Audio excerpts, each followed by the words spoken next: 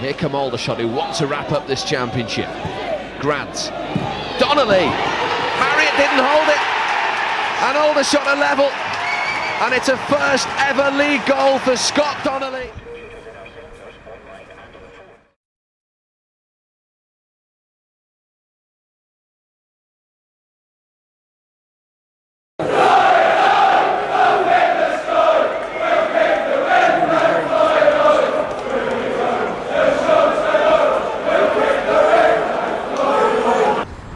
Take yourselves back. March 1992. Aldershot FC became the first club since Accrington Stanley to fold during a Football League season. Aldershot FC ceased to exist. What could be Aldershot's final game of their league career, because the final whistle goes here at Ninian Park. It's Cardiff City 2, Aldershot 0, and we'll watch the Aldershot players leave the pitch and take their bows there from the gallant band of Aldershot supporters who followed them through thick and thin, particularly this season, the most traumatic in their history. They are out of business at the moment. They are hoping for a last gasp saviour to keep them going, and even as we speak we have no idea whether Aldershot Football Club will be in business in the next couple of days. But there they are, taking the plaudits from their supporters. They've battled hard, they've battled well, and remember, most of them are part-timers. They haven't been paid since the Christmas period. Following the demise of Aldershot Football Club, Aldershot Town was formed, and in August 1992 they played their very first league game at home to Clapton. Not long into the match though, they found themselves 2-0 down. Legend has it that here on the North Stand, one disgruntled fan tore up their ticket, threw it away, said same old shots, and left the stadium.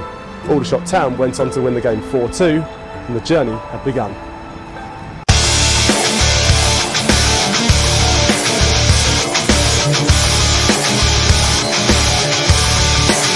In the coming years, legends were born. Mark Butler,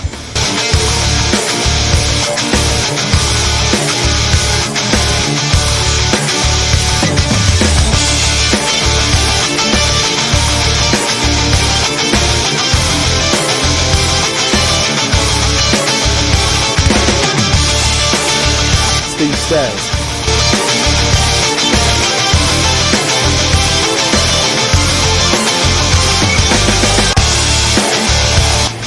Andy Dunn bombing down the left wing, which he still does here at Aldershot Town, although nowadays he does it on a tractor. Were you amongst the many who travelled to the Britannia Stadium?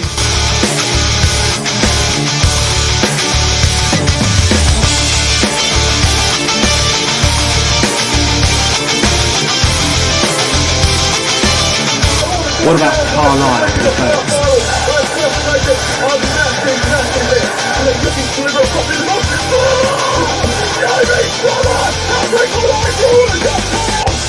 Who could forget that night at Exeter where promotion was gained under the guidance of Gary Watt?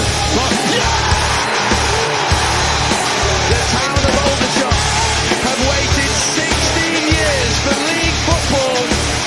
Or was the night at Torquay before that even more special? Scott Davis! There is to be late drama. Aldershot in the 94th minute.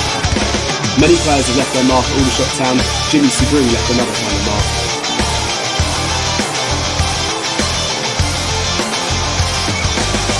Cup runs are few and far between, but the class of 2011 provided something very special. Who'd have thought it that 19 years after being formed, Aldershot Town were going to entertain not just one of the biggest clubs in Britain, but one of the biggest clubs in the world.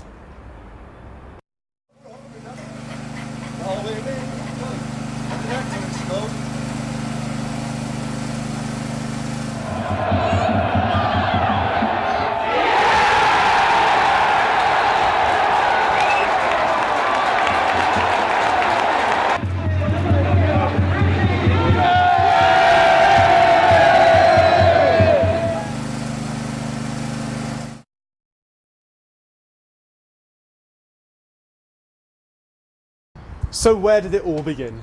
The Carling Cup first round? The dream draw.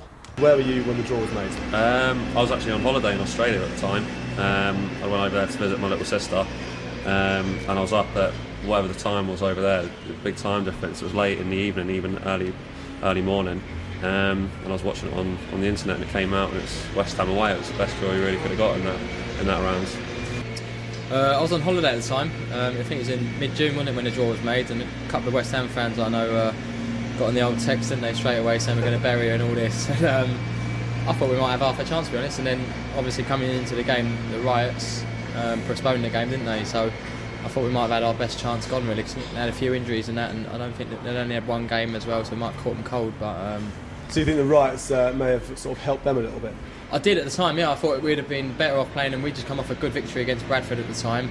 I can't remember how they got on at the time, but there's only one game into their season with a new manager, and that I thought we had half a chance of catching them cold, but as it turned out, it benefited us. I was going to a meeting, and on the way there, I got a phone call from Graham, Brooklyn, and we were speaking about what we'd want. And for me, West Ham were the biggest draw in the round. And I actually got to the meeting, and the phone went off in the meeting, and because it was Graham, I wanted to find out who it was. And literally, he said, "You've got what you wanted," and fantastic. And he said, "You're West Ham away," you know. And I'd supported them as a child, you know, growing up there as well, and playing on the back of West Ham Memorial Ground myself.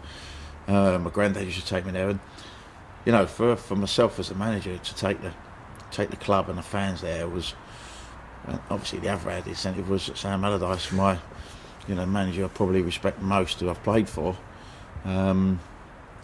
was there as well, which was fantastic. I was on holiday in America at the time, and I saw the draw, and we got West Ham, and I was buzzing. I couldn't wait for the game. And so, away from home, was that like a major part of it? Would you prefer to have them here, or? No, definitely playing them away was massive for us, because we don't get to play in stadiums like that. So it was a good occasion for us, and luckily we went out there and we beat them. It was a fantastic day for the club. You know, the build up to the game and on the coach and getting down to the ground. I mean, it was so busy around the grounds when we were on the coach going down there, and then to arrive there with all the fans, and it was great to play in it. And how was the shots manager, Dean Holdsworth? Because obviously coming up against Sam Allardyce, was there any sort of nerves there, do you think, from him? No, it didn't show any anyway. I think it was like the apprentice and the master, really, wasn't it? It's obviously, I think you learnt a lot from him. Probably regards him as a bit of a role model and someone to look up to. And during the niceties before the game, when you go and meet the manager and the ref and that, it was all civil and a good bit of banter and that between the two. But you could tell, I think he had a real burning ambition and desire to beat him, to be honest with you, as anyone would. Just to show him that he's his own man now, he's his own manager, and to take him sort of seriously, and that's what he did. We went there with a real feeling of, if we do it right, the preparation, then West Ham might take us a little bit lightly. And I know I had a couple of texts of Sam Allardyce before, and I said, "Looking forward to seeing you. I'm going to play the kids," and it was a bit of banter. And I remember the night before, I texted him, and I went to watch them on the Sunday, and they got beat by Cardiff, last minute goal, and you could sense there was a little bit more pressure on it. And when we opened the door for to put the team sheets in, Kevin Nolan standing there, who I played with at Bolton, and I thought, "You're not one of the kids." So it was great that my team talk was almost done, because I said in the team talk that if you're going to come to Upton Park, you've now got to go and beat an Upton Park side. There's no kids out there. We have one youngster, Callum McNaughton. Other than that, there's a team of internationals here. And here come Aldershot Town and West Ham United.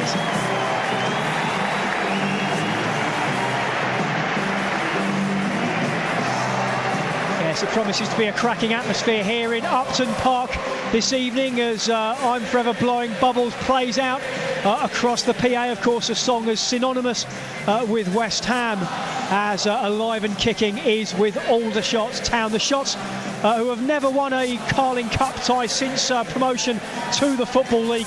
In fact, the last time an Aldershot side won in this competition was back in August 1989 when they beat Peterborough by 6-2. The two teams going along the line, handshakes as are usual now before each game. As usual in the commentary box alongside me is our resident match summariser, Steve Gibbs. And Steve, this is going to be quite an evening, isn't it? It will, absolutely. It's fantastic to see the red and blue packing the Trevor Brooking stand, seeing the Aldershot players out in such a magnificent arena, and of course West Ham still have got lots of quality even with this slightly weakened lineup, but Aldershot, they've got nothing much to fear. The team can play with the freedom of the underdog, and absolutely it's a great opportunity for the club on and off the pitch. And it's Straker who's going to take this throw in 15 yards from the corner flag over on that far side in front of the east stand.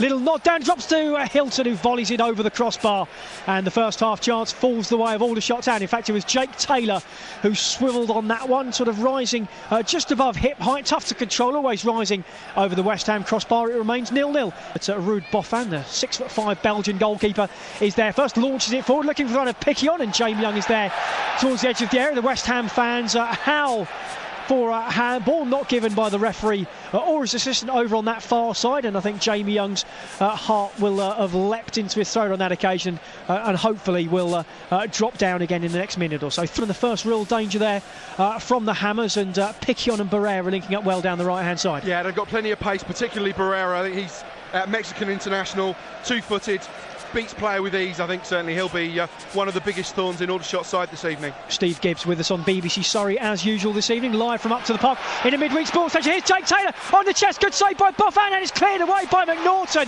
And Jake Taylor with his second chance of the opening 6 minutes. That was a glorious opportunity for the Shots to take the lead. Long ball over the top. Jake Taylor got behind the defence. Good save by Boffin, and the follow-up was cleared away by Conor McNaughton. Should be 1-0 to Aldershot Town. Just past the 10-minute mark here at Upton Park. A lovely evening, I should say, for football in East London. Here comes Danny Hilton, 25 yards goal, right for a shot straight at Boffin, and again another good opportunity for the Shots. 20 yards from goal on that occasion. Jake Taylor has had a couple. That was the first sighter for Danny Hilton. Didn't hit it as well as he would have wanted on his right foot. Comfortable for the West Ham goalkeeper.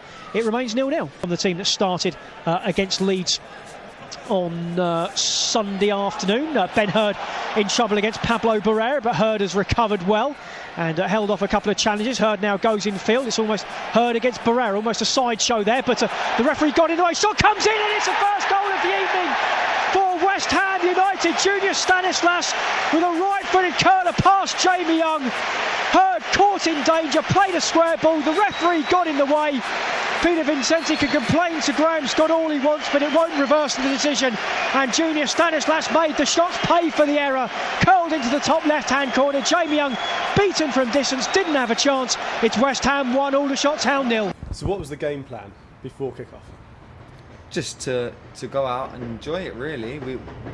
We knew we're good enough to compete with teams and the players that West Ham have, so there was a strong belief amongst the squad, and we thought if we go out there, enjoy ourselves, don't be nervous, get about them and hit them on the break and stuff, we could do well, and we did that. It worked. So 15 minutes in, when they score, what goes through your mind? Do you then start panicking, or is it still carry on with the game? Yeah, I was thinking, here we go. You've got to keep believing that they scored, but we know we can score, and they weren't doing too much against us. It was a pretty even game, and they scored, and it was a fantastic goal. You can't do anything about it, but we just kept believing that we could get back into the game. Aldershot Town are in possession, and Jamie Young will clear this one forward with his left foot in his all-green goalkeeping jersey away to the left in front of those Aldershot Town fans. And again, Steve, it is a massive turnout.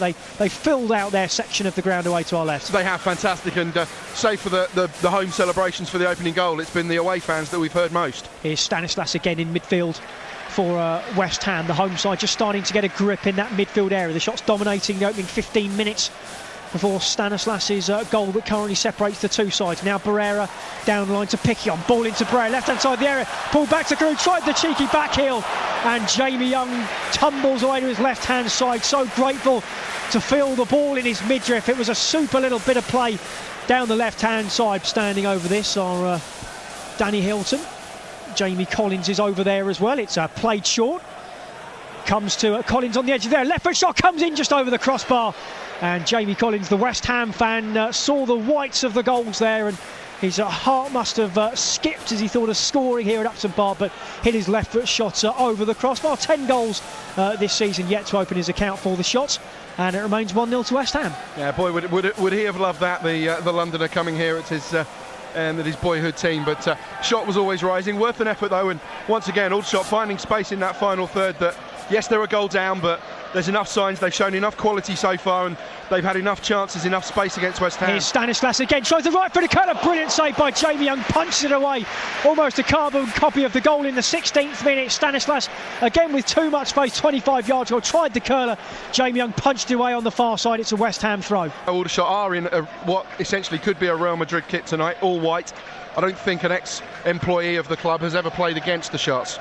As Julian Faubert at right back for West Ham. Here's Danny Hilton, 25 yards and goal, tries a shot, that's deflected by George McCartney, and Aldershot Town will have their second corner of the game. And since the goal, Aldershot Town have responded well. They've kept pressing forward, and again arguably still been the better side despite the fact they're a goal down. I think so, yeah. They've not allowed themselves to be deflated by the goal, and they just kept on as they started, and I think absolutely they should be congratulated for that, and hopefully they'll get their rewards eventually. Rodman with the right-footed out swinging corner away to our right. Cross comes in, and the header was there from Darren Jones, but he was off balance.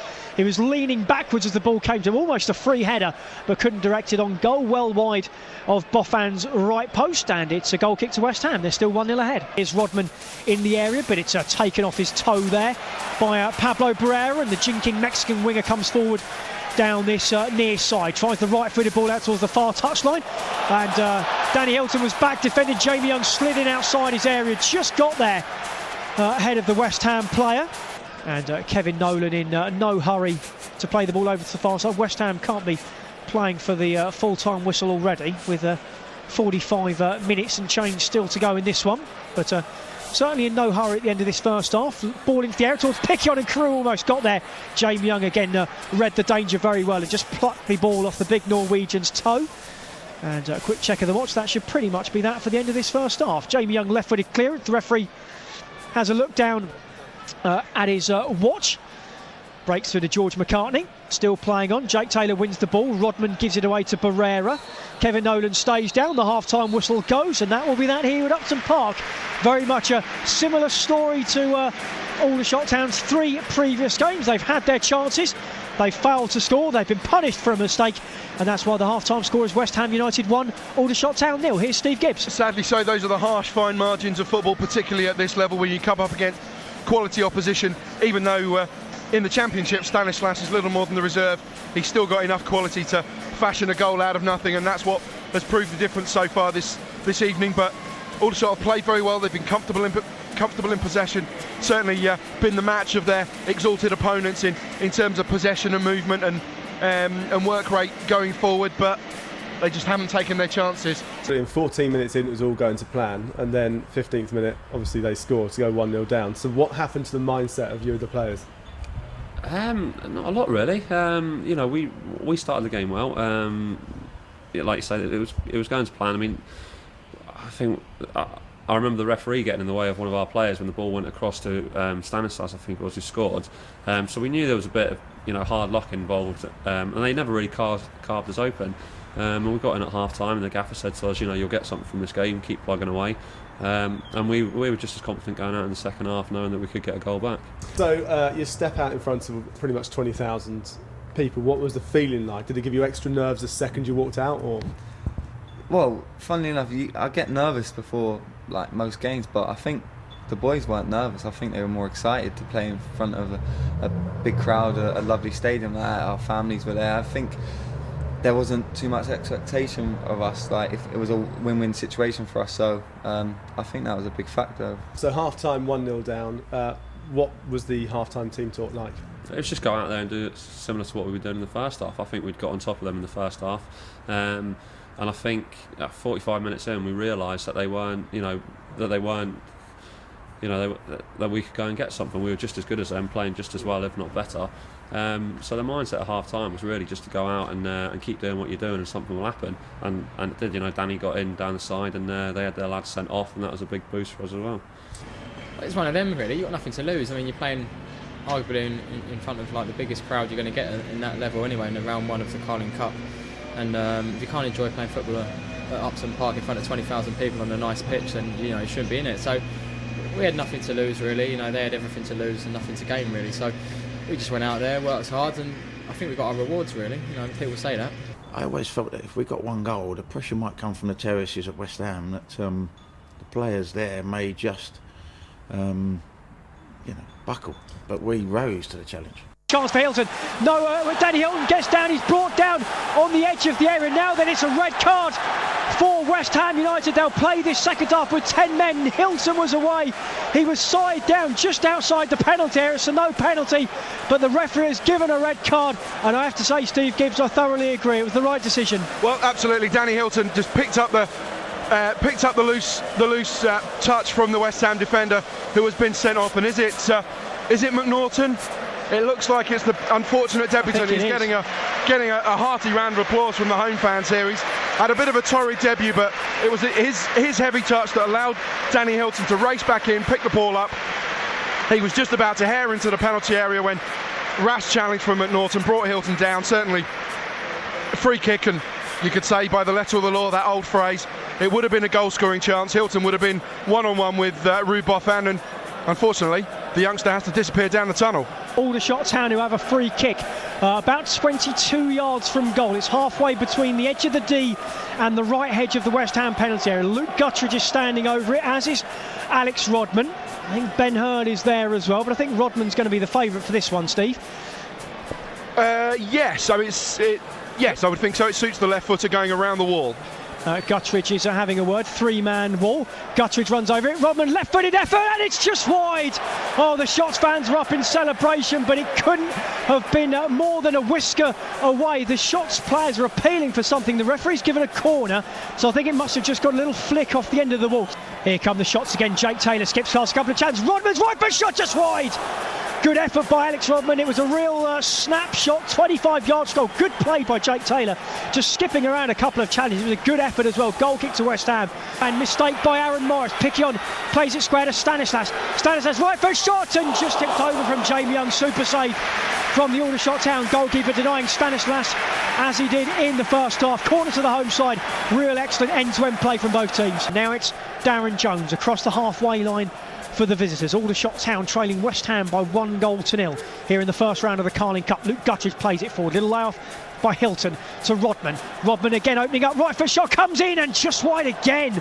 Boffin diving across his right hand side, just covering his goal, and it fizzed wide of the post on that side of him. Again, a good hit by Rodman, just skidding across the turf, and McGlashan wins a throw-in on the far side. One of 2 Aldershot second half substitutes as Bradley Bubb goes for a run down this near touchline. Will we see the former Farnborough forward here this evening? Here comes the cross from Ben Hurd. Header goal was by Collins, headed away from his own goalkeeper by Winston Reid. Collins holds off Stanislas, so Guttridge can pick the ball up for Aldershot Town. The visitors pressing forward, looking for an equaliser. Straker with the ball in towards Rankin. McGlashan was at the back post as well. Important header, I think it was from Kevin Nolan, back on defensive duty for West Ham. The home side clear, but again not many men up, so back it comes again. Straker forward towards Guttridge, flick on towards Rankin. Rankin left foot shot. Important challenge came in from Julian Faubert. Aldershot Town have a corner, but again it could have been so promising for Aldershot Town. Still 1-0 down. Yeah, perfectly timed, and it had to be a very, very strong challenge there from Faubert, because Rankin was in full flight waiting to pull the trigger. He caught it sweetly, but no sooner had Rankin made the connection and there was the block. Aldershot Town do really deserve an equaliser in this game. They've put in a solid shift, created plenty of chances. Here's the Collins corner towards the back post. Boffin didn't get a good clearance. Guttridge plays it back in again off the line for West Ham. Again, I think it was Kevin Nolan with the clearance. Because it had a massive crowd. It's almost 20,000. Fantastic. But I think that the feeling after the game of them to score right at the end with Danny and Guts scoring a very important goal was just brilliant. And as the manager on the sidelines, sort of you've got your game plan, and at half time you're 1-0 down. What do you have to do to get the players to sort of react? I said that your moments haven't come yet. Those moments haven't arrived yet, and when you do get them, we've got to work the ball wide. We've got to work the ball down the sides. If you go into a congested area, it becomes a game of keep ball. And I said you'll get your moments. If you take those moments, it's going to mean everything to you and to the fans. And the most important thing was, I said that those fans will make you heroes, and they will never forget it. And you sort of, you say those words, but they can become meaningless if you don't go and do it. And to get what we got was just brilliant. West Ham have it in possession through Freddie Sears, who's been a real presence in this second half. Sears in possession once again, flicks it out towards Faubert. First time cross, volleyed away by Aaron Morris. Sears picks it up though, 35 yards from goal. Now Stanislas, the goal scorer, right-footed ball in. Should be Jamie Young's. Oh, it's just wide. Darren Jones so nearly putting it into his own net. Under pressure from one of the West Ham players. I think it was Sears who continued his run into the middle. Darren Jones just got there ahead of Jamie Young, and it looked like an own goal was beckoning, but it is just a corner as it flickered wide of the right-hand post. I think the referee initially gave a goal kick, but for me, the linesman, the referee's assistant, has given the correct decision. It was the number 14 there for West Ham who was up there. Matt Taylor. Yeah, it was Matt Taylor just breaking forward, coming in from his left-sided position, but for me it was an excellent defensive header from Darren Jones, and West Ham deserved the corner they're about to take. Stanislas is going to take it. We're inside the final 15 minutes here on BBC Surrey. West Ham 1, Aldershot Town 0. Right-footed in-swinging corner from the far side. Header away by Ben Hurd. Aldershot's captain and right-back has had another steady game. He's picked up a yellow card as well, as McGlashan wins a free kick. The referee on that occasion not playing advantage. Although, actually, I think he has, as Aaron Morris has it now for Aldershot Town. Gets it back from Alex Rodman, just inside the West Ham half. Again, the two managers, Dean Holdsworth and Sam Allardyce, pupil and mentor, right on the edge of the technical area. I think the West Ham manager will certainly agree that his side have been given a real test this evening. Here's Rodman once again from the shots on this left-hand side, infield towards Jamie Collins. Now back to Alex Rodman again. He's up against Julian Faubert, the former Real Madrid loanee. Rodman goes one way, left the ball behind him, recovers well though, has it on his right foot, 25 yards from goal, little reverse ball to Guttridge, chipped towards the back post, good header away on that back area by Matt Taylor, drops to Hilton on the edge of there, but he couldn't get the ball under control. But Aldershot have it back again. Here's Collins, left foot shot, slips it out to Rodman, left hand side there on his right foot. Rodman should score, blocked by Buffin, must score. It's an equaliser for Aldershot Town, and it's turned in by Luke Guttridge from close range, his first of the season, and the Shots fans are going ballistic in the Sir Trevor Brooking stand. Aldershot's first goal for 6.5 hours, and what a time to do it. 14 minutes to go at Upton Park. They've deserved every inch of that goal. It's West Ham 1, Aldershot Town 1. Well, it has been coming, and once again, for once, Alex Rodman managed to get a shot on target. He struck it well. Boffin blocked it with his legs, but Luke Guttridge reacted quickest, and he just slotted the ball gleefully into the net, ran over to the far side for the Aldershot fans in front of the big television screen, the scoreboard there that initially showed West Ham 2, Aldershot 0. Within a split second, that was I didn't notice that was corrected to West Ham 1, Aldershot 1, and if that hadn't been corrected, you'd have had about 2,000 Aldershot fans telling the scoreboard operator there exactly what the score was, and that's just rewards for Aldershot's magnificent performance and the pressure that they've exerted. Just hold on a second, Steve. Let's turn the effects, Michael. Let's hear the Aldershot Town fans. What an evening they've had so far in East London. Can the Shots win it? 12 minutes to play. Danny Hilton on the edge of the area, goes past Faubert. Faubert recovered well though, and got some support from Winston Reid, and the Kiwi centre-back has had a very good game, clears away only as far as Jamie Collins. Here's Guttridge towards McGlashan on the edge of the area. McGlashan into the box, he comes on his left foot, shot comes in just over the crossbar. Always driving. I think Boffin had that well covered in the West Ham goal, but at the moment Aldershot Town are absolutely rampant. Just listen to this scoreline, Steve Gibbs. West Ham United 1, Aldershot Town 1. So after the equaliser, the 1-1, were you thinking let's just get 1-1 at the end and see what happens, see what we can do? No, I was listening to Sam Allardyce, what he was saying, and he went for a different system of 4-3-2, which meant we had space down the sides, which we needed to get Andy Straker on the ball, and I felt that left side was going to be where we would make an advantage, and we got the moment before it came to the 90 minutes with extra time. So I don't think Sam wanted it particularly, any extra time and anything else, but we got the moment and we took it. Darren Jones has his 27th birthday on Friday. What a week it could be for those two players. What a week it could be for all the players in red and blue. Here's Straker, edge of the area, lays it off towards Hilton. Might drop to Rankin, just over the bar. That would have put Aldershot 2-1 up, and few could have begrudged them the lead. It broke to Rankin kindly, hit his shot on the turn, really a blind view of goal, just wide of the angle of bar and post. Boffin was nowhere near it. Somehow it remains 1-1 here at Upton Park. Yeah. Here's Rankin turning away from his man. Again, good hold-up play by the big man. Finds a teammate as well. Guttridge, 30 yards from goal. Central position, has Straker to his left. Here is Straker, gets the ball back from Robin. Little chip crossing. Rankin is right. McClashen heads over. Oh, it's a glorious opportunity for the shots. Rankin with a free header. Ilunga let him run. McClashen was diving. It was a low header, sort of shin high. Got underneath it, went over the crossbar. And again, Aldershot Town miss an opportunity in the closing stages. Still one apiece. Yeah. Inside the final 5 minutes. Here's Guttridge, 25 yards from goal. Opens up, right foot shot, comes in. Good save by Boffin. Diving away to his right-hand side.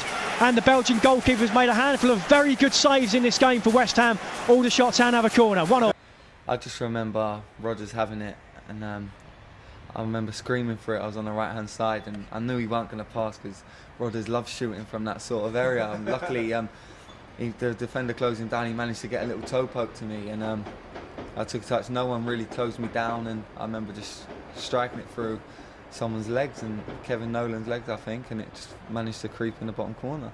Aldershot still have one substitution to make, which could be oh so crucial. West Ham, of course, down to 10 men for the majority of this second half after debutant Callum McNaughton was sent off 2 minutes after the break. The ball is currently with Boffin in the West Ham goal. The home side fans getting restless in the majority of Upton Park. Guttridge finds Ben Hurd halfway inside the shot's half. 1-1 here on BBC Surrey as Hurd plays the long ball over the top, and McClashen gives chase. He's got there ahead of Ilunga, right hand side of the area. Can he pull it back to Rankin just behind him? Rodman's arriving late, takes a touch. Rodman on his right foot. Now it drops to Hilton, edge of the area. Hilton scores for Aldershot Town. 2 minutes to go, and the shots are ahead. Hilton slides on his knees. It is a famous victory for the Shots if they can hang on. They've come from a goal down. They lead 2-1. What a night in East London for the Red and Blue Army. Aldershot Town leading West Ham 2-1. Well, it looked like Aldershot were over-elaborated there. They were queuing up. You felt that McClashen could take a shot, Rodman could take a shot. But then, as the boos ring out around the bowling ground, West Ham fans flooding out of the stadium, they feel that their side have gone backwards in this second half, and the Aldershot deserved their victory. In the end, it was a magnificent finish from Hilton, and you have to say, as we were looking towards extra time, it was Aldershot that were getting stronger, that were playing the confident, crisp football. It was West Ham that were going backwards, and now they've fallen to the sucker punch. There's a minute left. Can Aldershot pull off the greatest victory in their history? We're in the 5th minute of stoppage time. It remains 2-1 to the Shots. Well, you'd hope from a home, an Aldershot goal kick, they should not concede from here, and certainly I think the one thing you can say, fortunately, is that it did fall on Matt by Taylor's wrong side. Rankin. McClashen was tugged back by Ilunga. The referee says no foul. Hammered forward it is, headed away by Darren Jones. 30 seconds to play here on BBC Surrey. Nouble on the far side up against Ben Hurd. Nouble gets the crossing, aimed towards Taylor. Taylor knocks it down to no one in particular, but a West Ham player gets there first. Now it's a Stanislas on this near side. Can he keep it in? No, he can't. Aldershot Town have a throw in. More cheers from the West Ham fans, more delight from the Aldershot fans. Yeah, they'll be loving this. These boos from all around us. West Ham fans booing as they head down the exits towards the Barking Road. They're not happy with their team's performance. It'll be 7 home games without a win for West Ham, dating back to the beginning of March. Aldershot have only lost 3 out of 13 away games since Dean Alder took charge, and they've beaten West Ham this evening. The greatest result in Aldershot Town's history. They did it the hard way. They trailed for the majority of the game. They went behind in the 16th minute. They equalised in the 77th minute, and Danny Hilton's name will go down in Aldershot Town folklore. Their longest serving player scoring the winner in the 88th minute. A superb passing build-up. The Shots have deserved their win. The Shots have got their win. The fans are cheering away to the left-hand side. What an evening in the East End of London. It has indeed actually been magnificent, and yes, they did it the hard way, but the performance overall has been magnificent. We suggested maybe they'd gone backwards, they'd run out of ideas, but they came magnificently strongly when it mattered in the final quarter. They were the team looking for the winner. They were the team asking the questions. And yes, this was a weakened West Ham team, but you still look at the names. Winston Reid, George McCartney, Kevin Nolan, John Carew, Freddie Sears, Frederick Prickion. They're all first team players at West Ham, and they've come here and they've been undone by a magnificent Aldershot Town performance, and all those players now are being ushered over by the coaching staff to salute the players who are giving it back from the stands in absolute shed loads. They're delirious with the joy of this result, and never before can 2,000 people have been happier at the prospect of Carlisle at home on a Tuesday night. I should point out at this point, Steve, I've just been reminded of a quote I made earlier on today. One of my work colleagues just texted me to remind me that just before I left work this afternoon, I said, if Aldershot win, I'll write the rest of the year unpaid. It is going to be a very lean year in the Dennison household. Yeah, but it won't matter. You've still got the memories from Upton Park tonight, and certainly, hopefully, there's more of this. There's more where this came from. There's a mutual loving happening in the penalty area over to the far side in the Sir Trevor Brooking stand, and quite rightly so. Aldershot Town, the forward squad, taking the acclaim of their magnificent supporters this evening, and I think it could be a very, very long night in the collective Aldershot Town household, and they deserve every second of this. 2 West Ham fans in the Aldershot lineup. What a day for Jamie Collins. What a day for Dean Holder, taking charge of a team against his mentor as well. His team have done him proud. Dean Holder has done Aldershot Town proud. He certainly has, absolutely. It's credit to Dean that he's kept his beliefs. He's kept believing in these players. He's been true to his principles, keeping Aldershot Town playing some lovely football. It's fitting that it's at the Academy of Football. Probably the proudest day in my career, I'd say. Like, to come to a place like this, and the opposition as well that they played today was really something. Great character from the lads, because we went on a bad run, playing well but on a bad run, and we go a goal behind again, and great resolve and character to come back into the game. And to be honest with you, probably fully deserving of the win today. So I'm buzzing for the lads. It's a great team performance. I actually think we probably played better than that, sometimes this season, and got beat. But everything about tonight was special, really. And it's not often in your football career when you can actually sit back and enjoy things, and milk it in a certain way. Because tonight, like it or not, we're part of a team that come here and beat West Ham in the cup, and people will remember that. And how's it feel being a West Ham fan coming back and winning here? It feels fantastic. It feels I've done my job. That's the most important thing. I've done my job. I love coming back here. I don't need an excuse to come back here. So, it gives me no greater pleasure beating Sam than winning a game of football. And I think the world of him, and I've got much admiration for him, much respect for him. And it was about my team tonight, and I can only manage the manageables and ask them to do what I ask every player to do, is trust me and get as fit as you possibly can and pass the ball as best you can. Peter, as a footballer, you dream of these sort of occasions, don't you? How does it feel to be part of that tonight? Yeah, it was brilliant. It was brilliant. Obviously, you're looking forward to the game, all week. Well, even when the draw was made, to be honest. And these are the games that you've got to come and all the hard work sort of pays off. It's what you're in football for, and obviously to get a result, it's just fantastic. So what happened after the game? Any words exchanged between you and Sam that you want to talk about? No, it was good. We went on. It's so difficult because it was we'd worked, we prepared well. The chairman and the board let us go into the hotel and get the players rested before the game. We put them in, get them rested and eat the right food, etc. And it proved well. It proved a great investment, for the preparation, and it meant everything to me that we did it how the Premier League boys would do. And no one's going to ever forget those moments behind the goal. They were fantastic. And the way the Carling Cup works, at that point who you're going to be playing for the following game. Did you know that West Ham had already printed tickets to the Carlisle game and they were going to have them on sale at the end of that match? No, I didn't know that till you just told me now, actually. No, but yeah, it's a little bit arrogant, I suppose, but I mean, they are West Ham, they have every right to kind of think that, but they wrote us off at their peril then, didn't they, really? So, have that.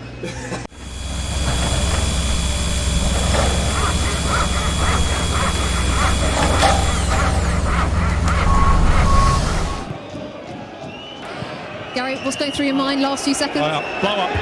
Yeah!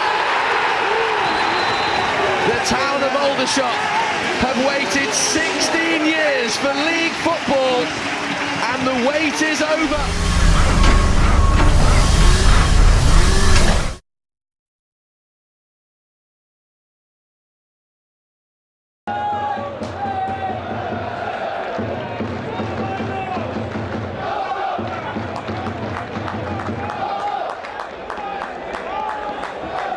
So the second round, Carlisle, that was more of a sort of down-to-earth kind of tie. Yeah, it was. Yeah, there was, people were saying we were the favourites and things like that. And I think people got a little bit carried away after we beat West Ham. But you've got to remember they were flying high in League One. They still are. I think they were 7th or 8th when we played them here. It's always going to be a tough game. I think fortunately they had about 3 loan players that couldn't play. But we attacked them and we done okay. We passed the ball well, and it was a nice sort of autumn evening, and it was a good game, and we fully deserved to win, to be honest with you. You always want the biggest draws, don't you? I mean, obviously after playing West Ham was the biggest draw you could probably get in the opening round, and we got them away. And so you want to carry on getting the biggest draws. But on the other hand, Carlisle coming down here, we fancied our chances against them massively and thought, we can get past them, then it might be a luxury of having a Premiership team in the next round away from home. Yeah, it was the first game in, and first game for Aldershot playing. It was kind of a weird one. I wasn't going into the game playing, but 10 minutes before I was about to go, Youngie was about to go out, he did something to his knee, I think, and then I got the call and I was in goal. And was that your first ever game for the Shots? It was my first in league and cup competitions. I played a few pre-season games, but that was my first game here. And how different was it having a different goalkeeper and 10 minutes before the game having to suddenly change your back line almost? I forgot about that. Yeah, you're bringing up memories now. They're 2 competent goalies really. Whoever plays in goal, we have faith in them, and they're both good goalies. So if it was a real youngster coming in, then you might think like you need to help him out or anything. But like I say, they're old enough and ugly enough to look after themselves. The second round of the Carling Cup.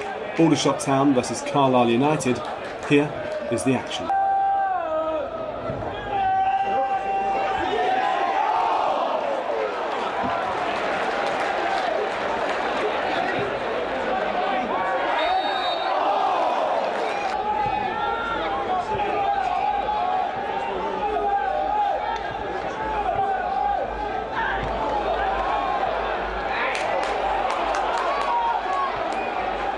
Rankin on the edge of there, has Hilton Miller, shot goes in for Rankin! And Aldershot Town have the first goal of the evening, and it's a first Aldershot goal from Michael Rankin.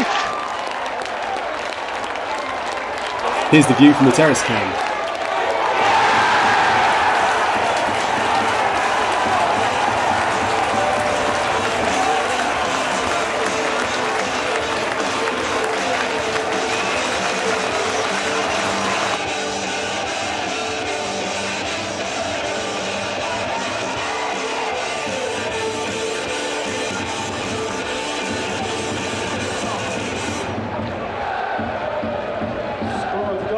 Aldershot Town in the 46th minute, number 9, Michael Rankin. And then you move on to round 2. How much of like a down to bump with a crash when you into the ground, with the Carlisle tie? What was that like? Well, the great thing about it was we didn't have a trip to Carlisle, so we wanted to do it in front of our fans again, and to beat another team from another division above you was, there were 6 in the division I think at the time. So it was always going to be another cup final attitude, a one-off game, and I thought we handled the situation really, really well, and to do it here in front of the fans was phenomenal. And there was the added issue, we were talking to Ross Warner earlier on, that sort of 10 minutes before the game, all of a sudden he's in the team sheet.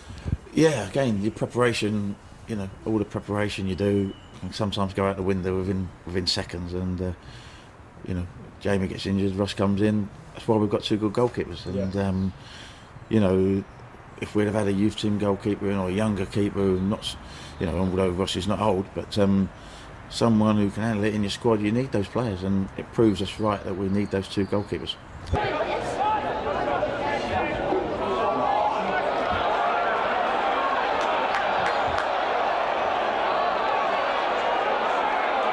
Rankin is in the middle, Gutter is arriving, pulls it across, took a deflection and it's in!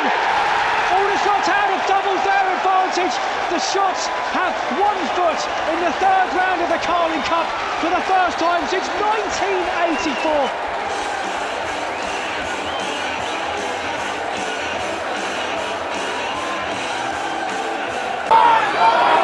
So fan argue then from Terrace Town.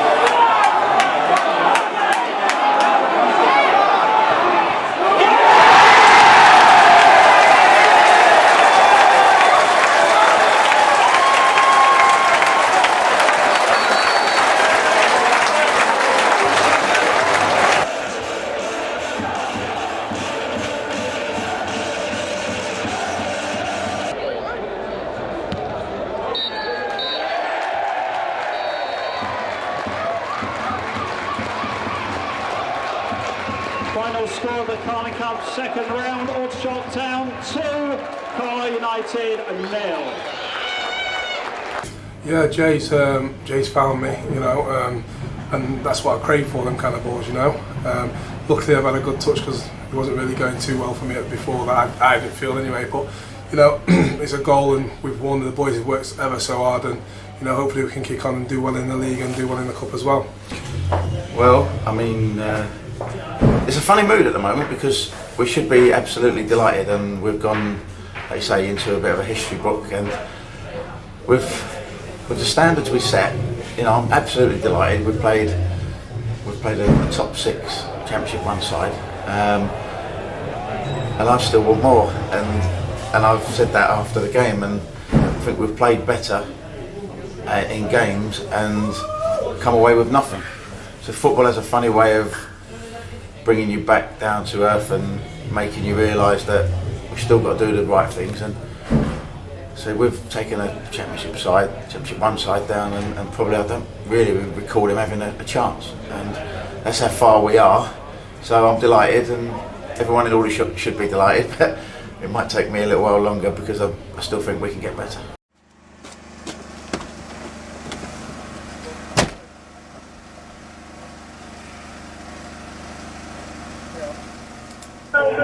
Aldershot Town's hope to reaching the far final. They've just taken a massive hit. So they're looking to deliver across into the box. Jamie Summer has equalised for Aldershot Town. Gary Brown races down the touchline. Almost a magic finish to a game this season.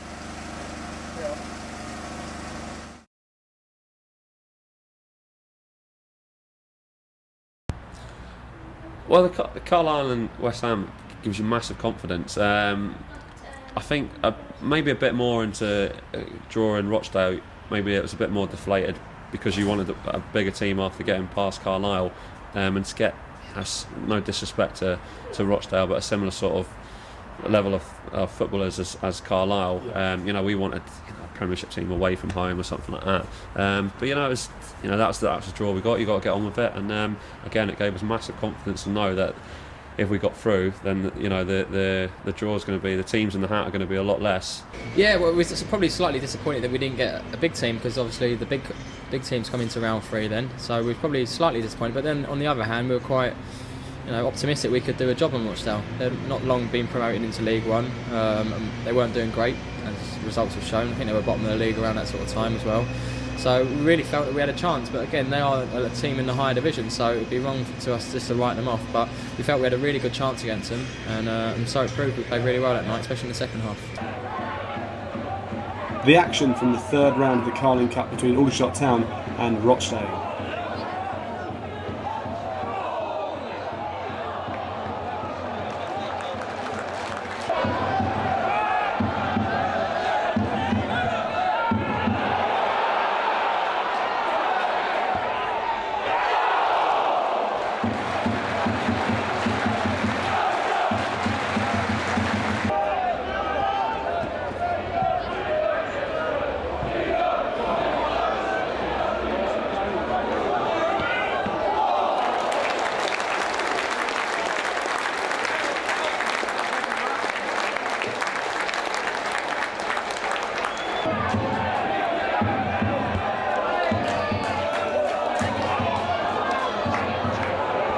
Grimes it down, Warner's out, and it's past Warner. Ashley Grimes makes it 1-0 to Rochdale, right on the stroke of half-time.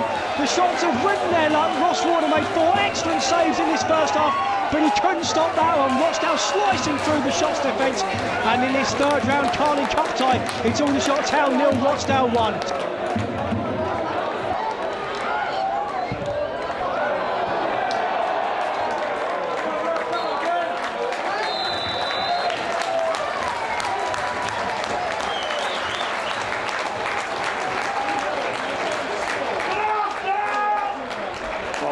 What happened at half-time to sort of turn the game around? Anything said? He gave a good team talk. He said, look, you've got to play the game of your lives now. And when you go out there, just give everything and don't come in with any regrets. And that's what we did. I think it was again really the gaffer just got hold of us and said, he wants to go into the next round and potentially pull a big team out. And it was a no-lose situation again. It was one of them siege mentalities, just go for broke really. And the two great finishes, Danny Hilton and Ranks scored a great goal. His celebration needed a lot to be desired, didn't it? With that, I think the hole's still down there where he's left a divot with his bum. So it was good. It was a good team performance, and it was a real nice feeling when that last goal went in, because it was right near the end as well, which is always a nice way to win a game.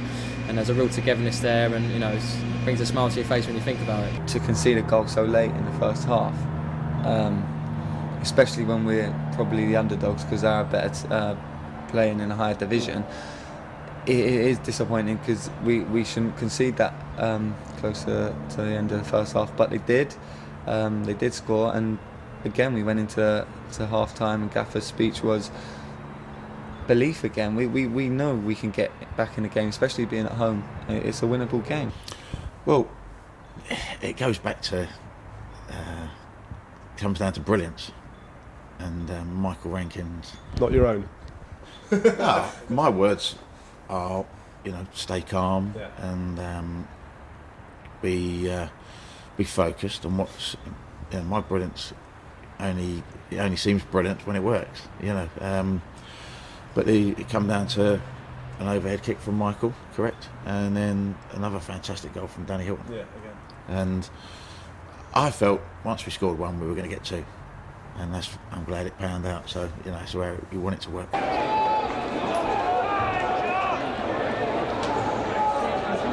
7 white shirts in the air. It's a deep one over the head of Jones. From a shot to goals, and it's an equaliser for Aldershot Town. An overhead kick from Michael Rankin. A stunning goal from the shots. Great delivery from Rodman. A couple of ricochets, and Michael Rankin with the overhead kick. Pele had escaped to victory in your half down. It was a cracking finish, and it's Aldershot Town 1, Rochdale 1. And another angle from Terrace Cam.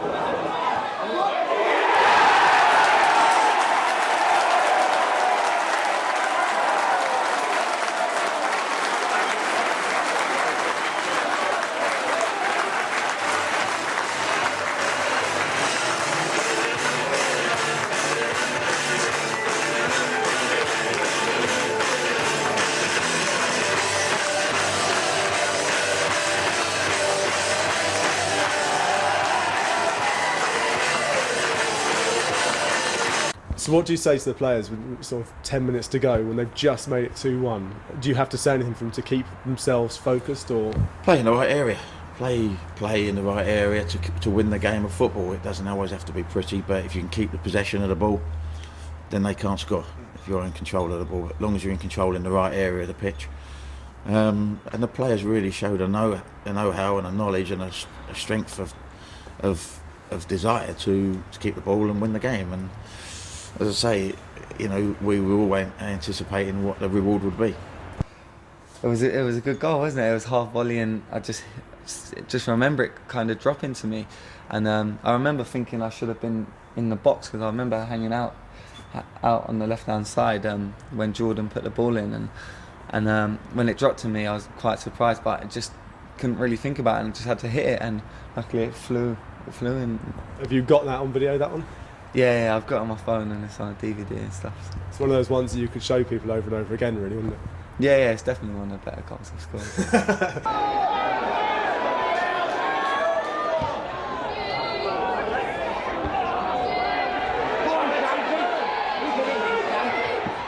Out towards the far side, he goes over volley. Oh, what a goal! Aldershot Town have the lead. It was a stunning strike by Danny Hilton. He did it against West Ham. Has he done it against Rochdale as well? A devilish finish. Aldershot Town never know when they're beaten. They're 2-1 ahead. They've got 1 foot in the 4th round of the Carling Cup, the last 16 of the League Cup. For the first time in their history, it's Aldershot Town 2, it's Rochdale 1, it's Danny Hilton. A view from the stands then with Terrace Cam.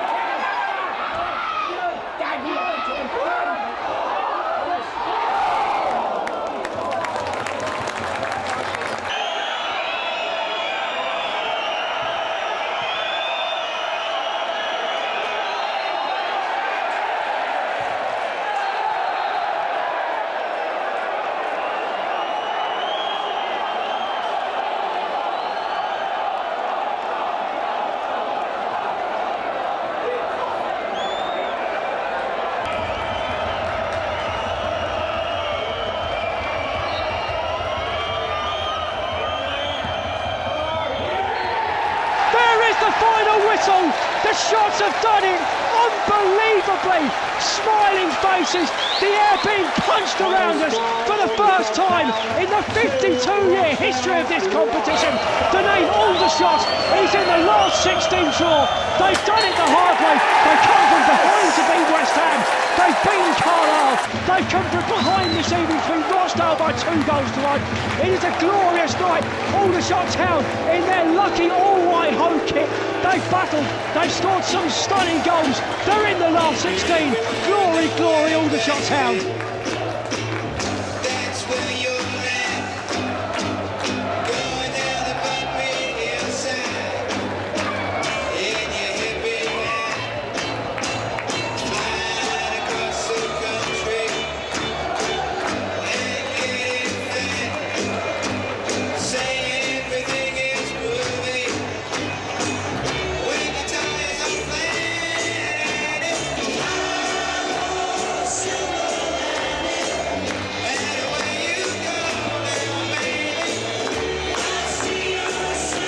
Can you have highs in football? You can have some great occasions, great nights. This is right up there because this is a fantastic night for Aldershot Town Football Club.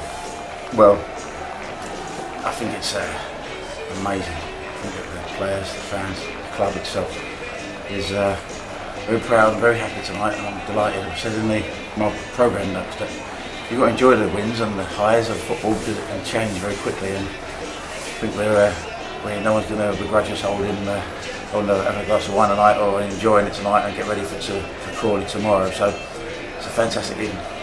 Talk about the scenes at the end, because there was a real galvanisation of players, fans and everything about the achievement you just made. The players, we spoke at half time and I wasn't happy about that I felt we were in second gear. I still think there was more from us, and the players know that, they understand, they know what I'm about, and we had a chat at half time, and I thought Ross Warner had been excellent first half. He kept us in 2 or 3 saves, he really did, and I was disappointed by the goal. But at half time I said, are you ready to play the best 45 minutes of your life? Because it's going to make a difference. If you do it, it's going to take magic, it's going to take pieces of magic, and we had 2 of them. And we could have had another one. But, delighted, really delighted.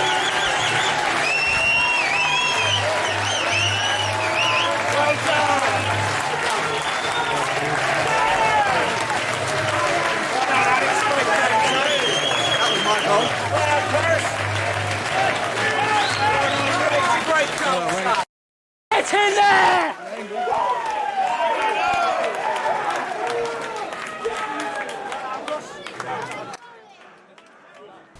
Last 16, there'd be teams that'd be looking down at this massive names, and you'll want one of them. It'd be nice to get like Man United, Liverpool, all the way to get a good back, so we can get some money into Tottenham. Went there last year, didn't manage to play. It'd be nice to go back there and play this time. But any draw in the Prem, I'll be happy with. Tottenham might be up by the end of this interview. Don't be like that, Graham. Don't be like that. I was in the East Bank at that game, and I just remember the longest 10 minutes of my life, I think, as an Aldershot fan. Well, again, you have to stand on there. It's not easy because you're kicking every ball and you're asking the players to trust what you want to do. And we knew the prize was going to be rich, if it could have been, and it was really about without going too deep into things. It really meant that survival for the football club, because of the financial restraints on the club, and that sort of what can make a lot of difference was that result. Fantastic result. Here's Collins, left foot shot, slips it out to Rodman, left hand side there on his right foot. Rodman should score, blocked by Buffin, must score, it's an equaliser for Aldershot Town, and it's turned in by Luke Guttridge from close range. His first of the season, and the Shots fans are going ballistic. Rodman's arriving late, takes a touch, Rodman on his right foot, now it drops to Hilton, Echeverria, Hilton scores for Aldershot Town. 2 minutes to go, and the shots are ahead. Hilton slides on his knees. Rankin on the edge of there. Has Hilton in a shot, goes in for Rankin! And Aldershot Town has the first goal of the evening. And it's a first Aldershot goal from Michael Rankin. Rankin is in the middle. Guthridge is riding. Pulls it across, took a deflection, and it's in! Aldershot Town have doubled their advantage. The Shots have 1 foot in the 3rd round of the Carling Cup for the first time since 1984. 7 white shirts in the air. It's a deep one over the head of Jones on the shot. Good goals, and it's an equaliser for Aldershot Town. An overhead kick from Michael Rankin.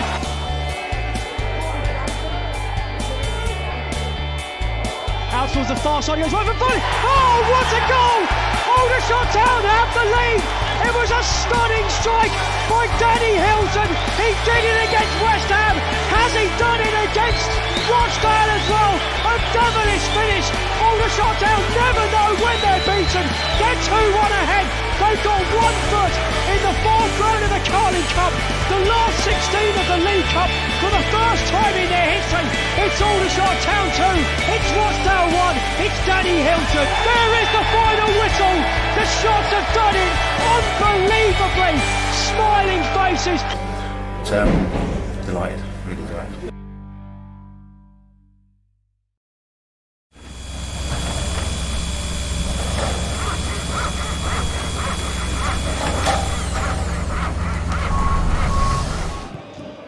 Todd, but it's come out here to Scott Davis. There is to be late drama. Aldershot in the 94th minute have won it.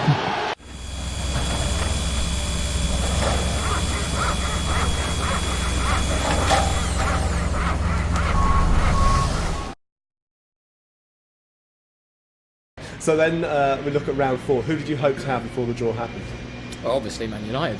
They were the ones. I mean, the cherry on the cake would have been to have them at Old Trafford, but Man United were the ones. I did want Tottenham to until they got knocked out in penalties against Stoke in the previous round, but Man United were the ones, weren't they? And so where were you when the draw took place? I was actually driving down with Jamie Collins in the car on the M3, and I was talking to my father-in-law on the phone, and he had Sky Sports News on or whatever it was being drawn on. He had it on loudspeaker and I had it on loudspeaker, so we could both hear it, you know, as soon as it was drawn. So I think it took an age for us to come out, and then when we come out first, we were both like, I had a bit of a sigh sort of thing. We wanted the away tie, but then when it pulled Man United, we went bedlam in the car. Really, it was mental, and we nearly crashed, I think. But yeah, it was good. It was a really nice, good feeling, and you know, to play Man United at home is the stuff you dream of as a kid. We was upstairs. We said that we'd all watch it together, and we was in the lounge upstairs, and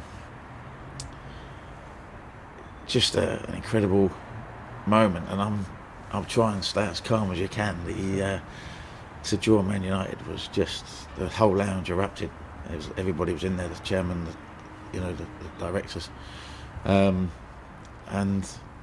to get our reward for those 3 games before was absolutely brilliant. I was on the way to the game with Crawley that day, and I was in the car with my mum and dad come over and my girlfriend, and I got a text message on the phone. We weren't listening to it or anything, we were trying to wait in the flat to watch it, and I got a text message on my phone saying, from one of my mates first, saying great draw for you, great to look forward to, but he never mentioned the team. So do you think they'll wind you up as well? I still didn't know who it was at that point. Then I had my phone started going buzzing away, and I thought we must have had someone good here, and then I got a message from a mate saying great draw for you, shame it's not Old Trafford, but it will be a good night.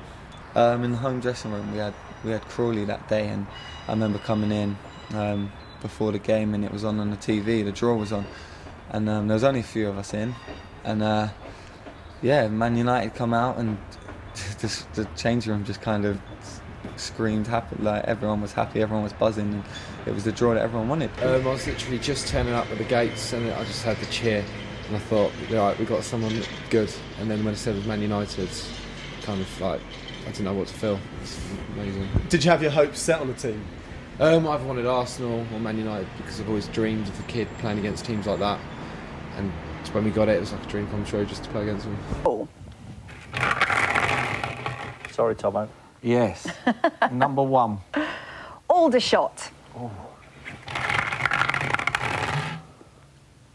Number 12.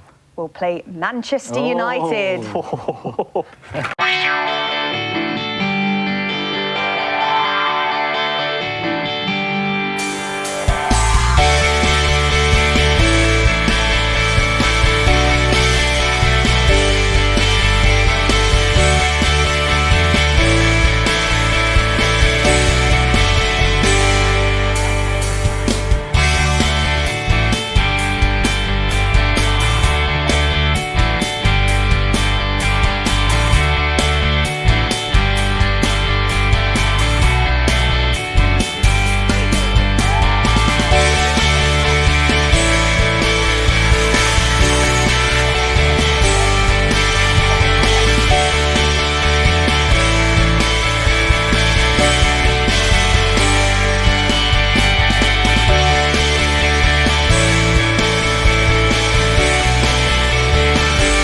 it's nice to have all the cameras here and have your photo taken for the paper and stuff, but I don't think it'll be much of a distraction come Tuesday when we line up and you see 11 Manchester United players standing in front of you.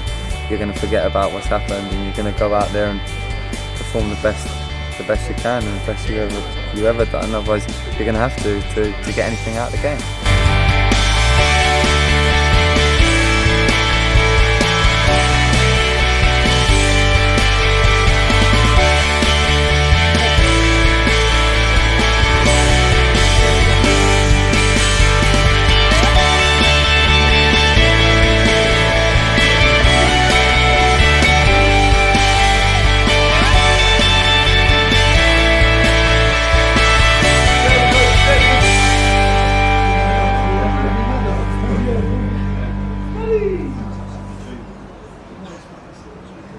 Back in the late 90s, George Borg moved the home team dugout from the right-hand side as you leave the tunnel to here, the left-hand side, nearest to the East Bank.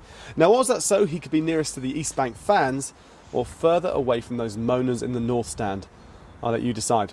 All we know is that a few years later, George Borg's favourite dugout, now returned to the away team dugout, was graced by not only one of football's greatest managers of all time, but one of football's greatest clubs of all time. I'm, of course, talking about Sir Alex Ferguson and Manchester United. As I say, it's a privilege and an honour for us to have probably the most respected manager in world football and one of the biggest teams in the world come into the Ebb Stadium here in front of our fans who deserve it, and we want to make sure that we give a good account of ourselves. Picking your wits against arguably one of the greatest managers in world football. Well, I'll try and make sure that every detail, every player is prepared well, and once they cross that line, they will enjoy playing the game, and if they do the right things, they'll enjoy it even more. Danny, what's it like having that Carling Cup so close to you? Probably the closest I'll ever get to it, but it's nice. Like we're in the competition still. We've got a big game against Man United, and we'll go into the game thinking we can win the game, and hopefully, if we do, we'll be in the quarter-final, so it'll be nice. The media circus was in full swing. Here's Soccer AM's take on the game.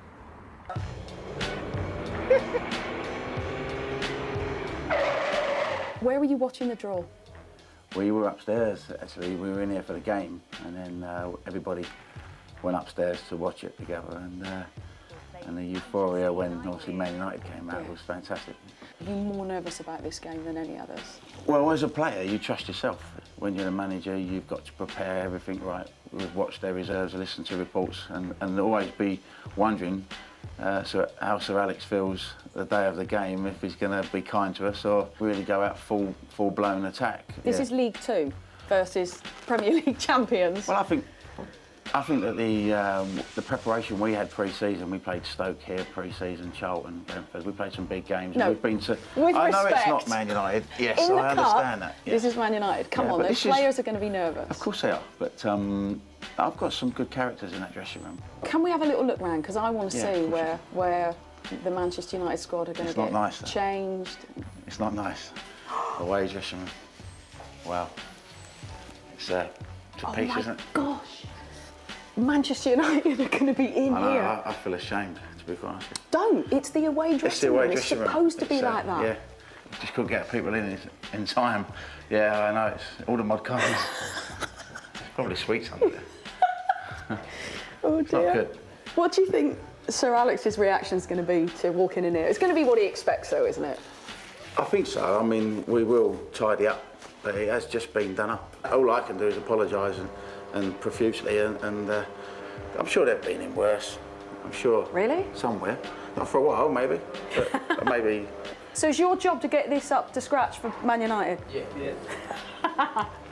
You're going to leave a fish head behind the radiator for Sir Alex or something? Oh, I've given him an idea now, haven't I? Have, yeah. All right. Right, OK, I'm not... Eyes right, I'm not going to bother with that. Mind your feet.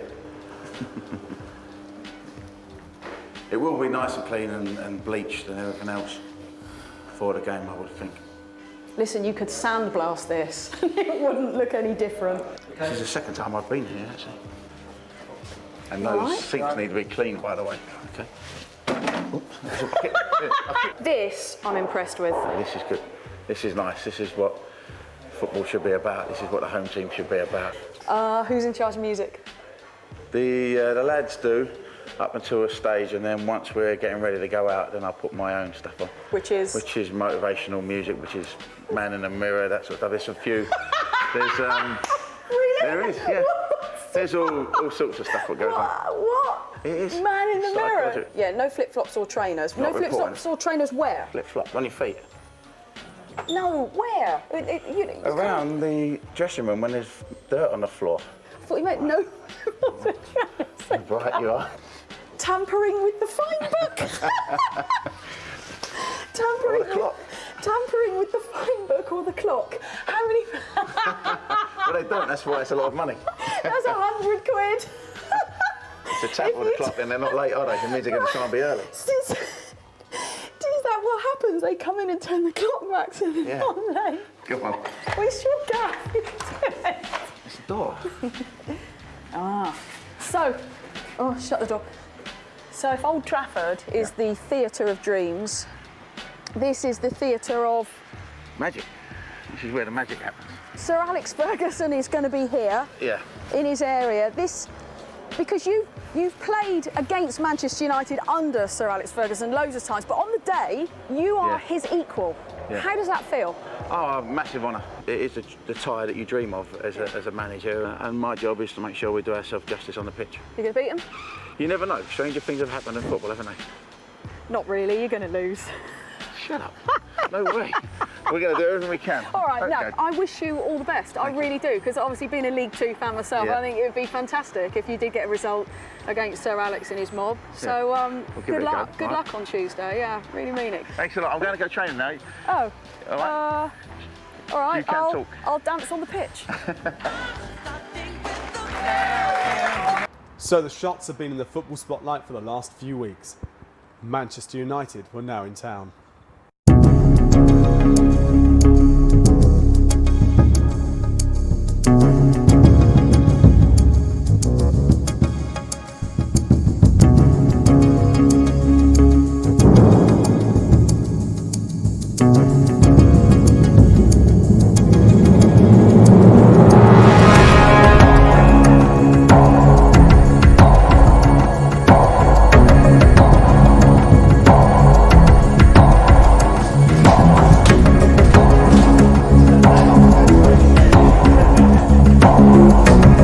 Well, it's exciting, isn't it? You know, it's exciting for everyone. You come through the town, you can feel it. It's exciting down. It's great. You know, I don't think Aldershot Town will see another day like this for a long time. You know, let's hope we do. But and if of course we draw them again. But you know, you say what you want about United. They bring this glamour to any game. You know, and they brought it here today. And let's hope we don't disgrace ourselves and we go out there and give a good performance. You know. Well, I'm trying to take it all in at the moment. It's such a big occasion for the club. And I can't believe that we're actually with a game like this from 20 years ago. Yeah, good. I'm looking forward to it. I mean, it's been a long time coming, hasn't it? The draw was made nearly 4 weeks ago. So it's the day we've all been waiting for now.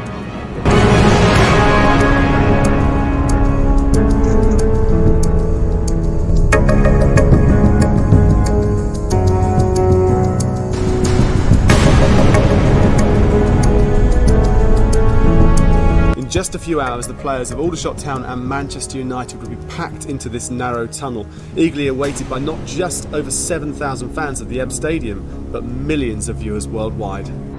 Were our friends at BBC Surrey also being swept up in the tension? Well, to find out, we asked Gavin and Steve.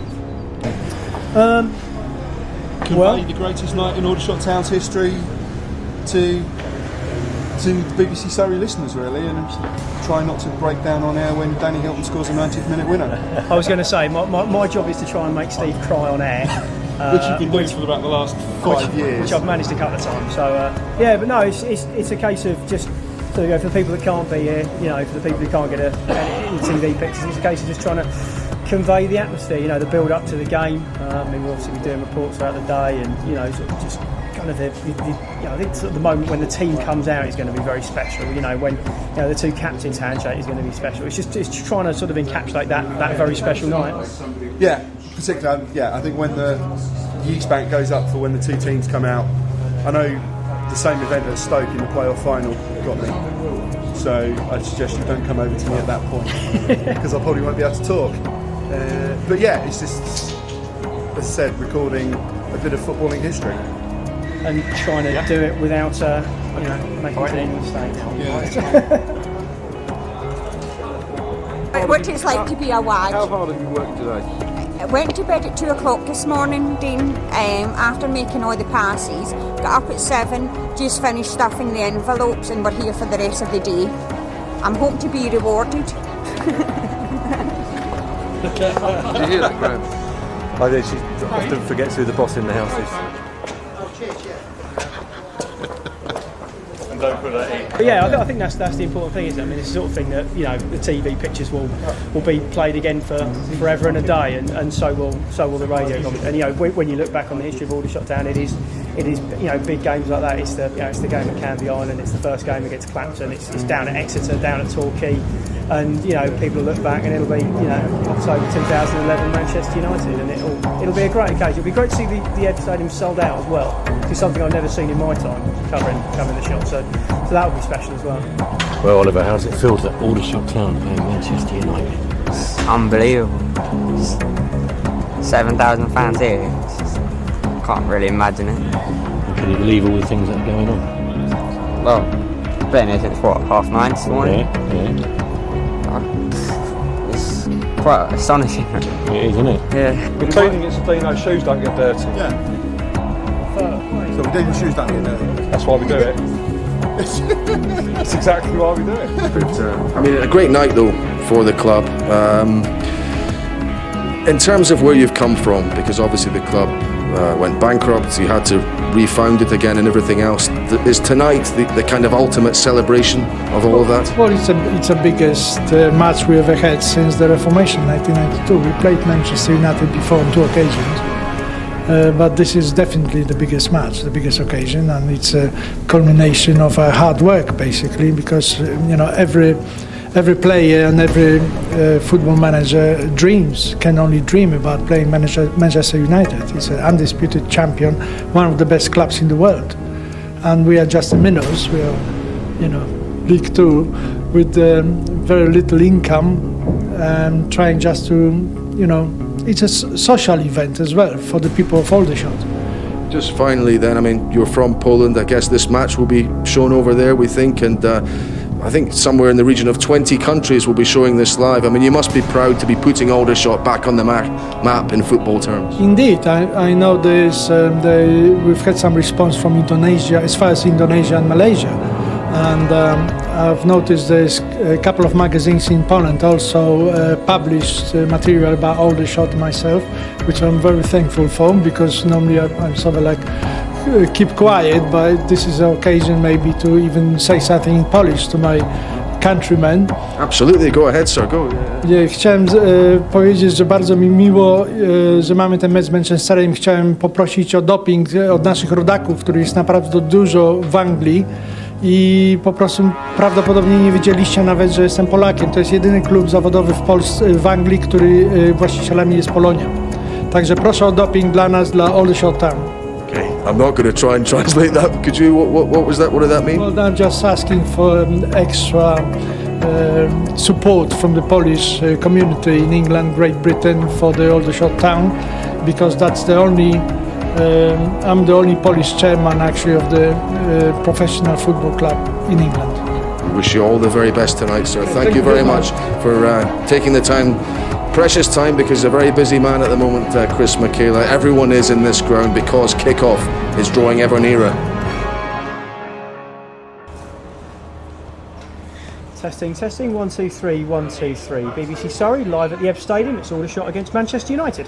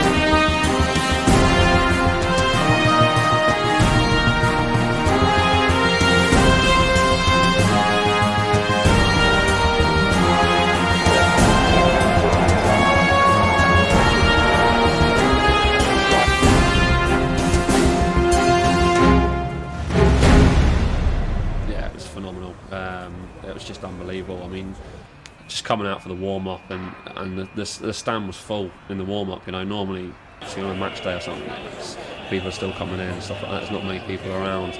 But when we came out for the warm-up, to see all the fans in here and see a full stadium, you know, an hour or so before the game, it was just unbelievable.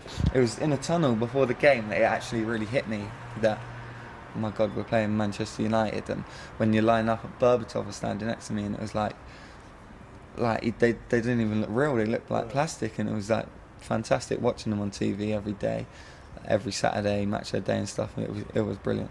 The Aldershot Town players had arrived, and shortly after the Manchester United coach too. I wonder what went through the minds of the multi-millionaires as they entered the Ebb Stadium. So let's see what greeted the Man U players as they entered the changing rooms. They come into the building and turn left down the corridor, past the match officials just here, and then in to the away team dressing room. Let's see what greets them. As you can see, surroundings are humble, to say the least. Not the creature comforts they're probably used to, although there is a little bed for them. Shh.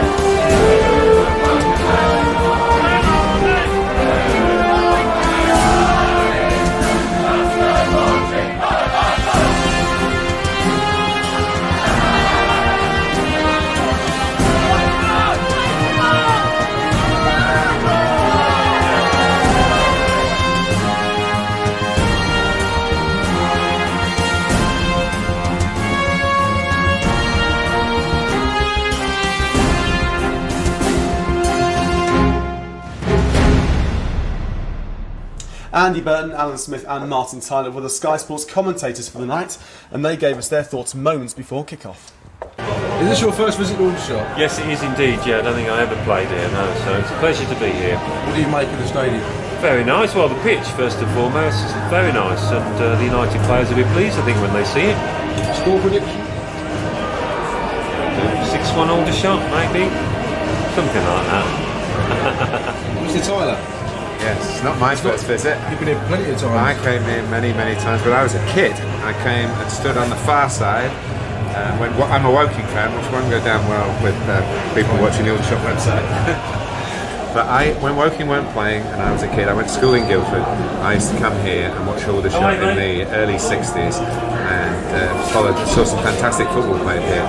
And really thrilled that the club's been reborn after all the difficulties of the early 1990s. It's a brilliant effort by lots of people who are getting a lot of proper credit, I hope, in my commentary tonight, because it's wonderful. Not to be playing Manchester United, it's wonderful in itself, but for an Aldershot football club, I know I should call it Aldershot Town, and I will officially tonight, but to have a football club in this town after all the difficulties is brilliant, and I hope it's a great night, whatever happens. Score prediction? No, don't do predictions. Right. Is this your first visit to Aldershot? No, I've got a house in Ashvale. Really? Lived here for 10 years. Right. You didn't see that one coming, did you? No, I didn't. Technically, it's my local team. How many times have you been before? Been a couple of times, snuck in a couple of times. Long time ago though. Memorable games? No, because I do 3 games a week and it all rolls into one. Right. Score prediction for tonight? I can see you going ahead. I can't see you winning. Sorry. I'd love you to though. And what's your position tonight? What are you doing? I'm doing the interviews. So if you get the win, I've got to interview Sir Alex after the game. So I'm going to need a crash helmet or some sort of tin hat or something. You do know that this area is where we do our interviews after the games week in, week out. I mean, it's glamorous. I can see why you like it. And you're going to be pushing us out. We're going to have nowhere to do our interviews. You can come in with us. All right, lovely. There's always room. We've only got a little camera. Many fans booked their terraced places early on. Others enjoyed some pre-match chants with Aldershot's fans and 2 Shots legends.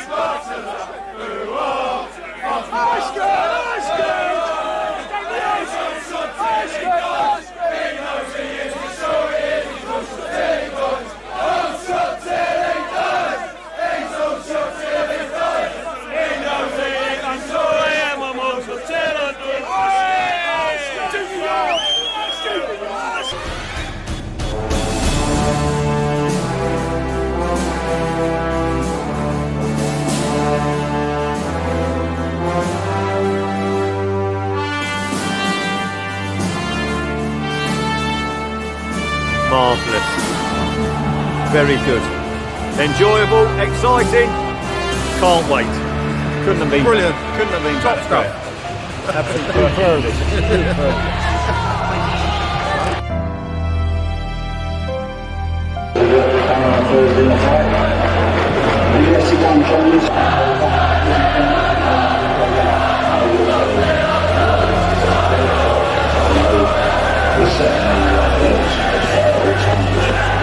I was expecting a quality side. I think that the result, the previous game for Man United affected their selection because we'd been to watch their reserves twice at Accrington where they play, and we thought that we had about probably 4 or 5 different scenarios of what team would come down. We thought that maybe Michael Owen would play, possibly Berbatov, but we didn't expect Vidic and Jones and Valencia. So we knew that Alex Ferguson was hurting from the previous game, from Manchester City game, their defeat. So he didn't bring a sledgehammer to crack a nut, but he had it was a pretty big team we brought down. No, they actually waited for us to come down the stairs, and Vidic was standing there, and I thought, he's a big guy, Vidic. And as we come down the tunnel, and then we were in the tunnel waiting, and then Vidic came through, then Jones, then Valencia, then you think, bloody hell, like this is some team that they brought down here. And it was actually, I think, standing in the tunnel before, and I think I was standing next to Valencia when it sort of hit me that, we were going up against the champions. Because there must have been 6 internationals on that pitch. I mean, you just look at Berbatov. I mean, what did he cost them? 30 million. I mean, Valencia was another 18, 20 million. And Owen's been around, played for Real Madrid. You got Vidic and Jones at the back. I mean, that was awesome. Like, phenomenal players. Some fans were disappointed the tie wasn't going to be played at Old Trafford, otherwise known as the Theatre of Dreams. However, for one night only, in front of a full house, the Ebbs Stadium became known as the Theatre of Magic.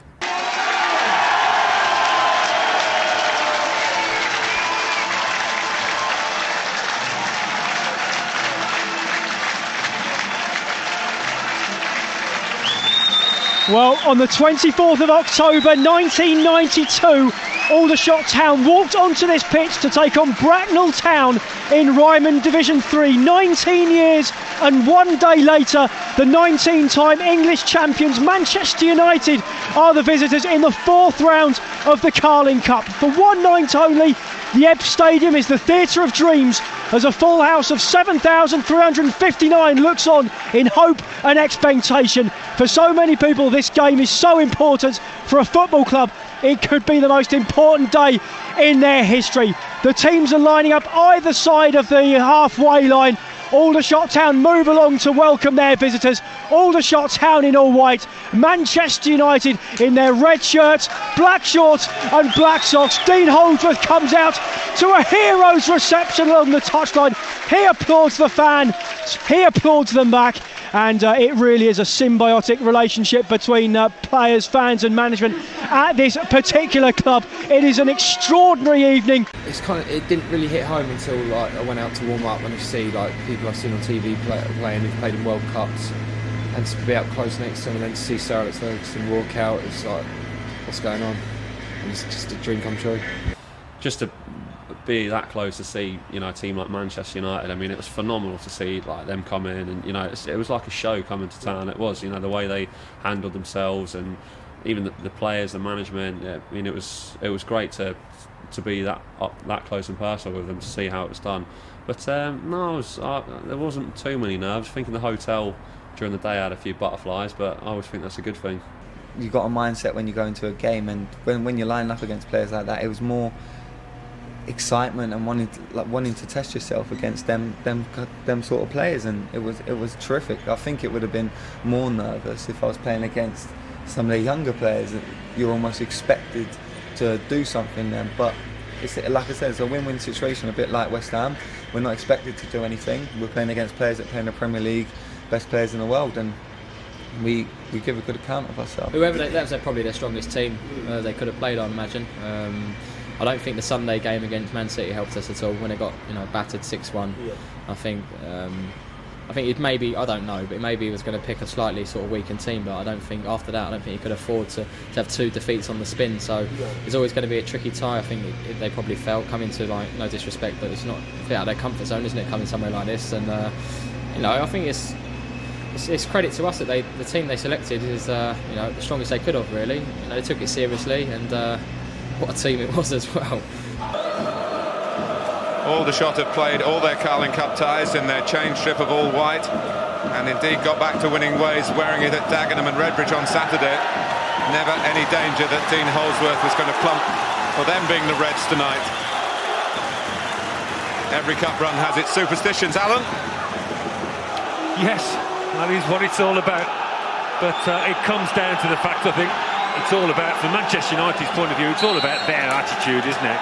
And if they go about the business in the way that they should do, and in the way that they'll be expected to do, they should win the match. Well, here's Danny Hilton, first surge on the League Two side, Jermaine McGlashan. We've got 2 goals against Dagenham, and he's taking on a player less experienced than McGlashan himself, who's had to work his way up the non-league ranks to get into full-time football, and made his league debut at the age of 22. Well, with his pace, why not get the ball out to him and have a go at the youngster? Well, he remembered coming here as Aberdeen's manager for a friendly in January 1984. He forgot to tell us he won 4-0. Something similar would go down well from Manchester United's perspective tonight. They went to Dagenham and Redbridge, who are also struggling a little bit, and his team scored 2 in the first 5 minutes, and they never looked back, and they've come back with belief. Clark playing centrally tonight. Looking for Diouf. Berbatov. A shot by Cleverley. Trying to announce himself quickly on his return. Well, probably the first chance really they've had to string a few passes together. Berbatov anticipating and bringing the ball down. It's worth a strike from Tom Cleverley.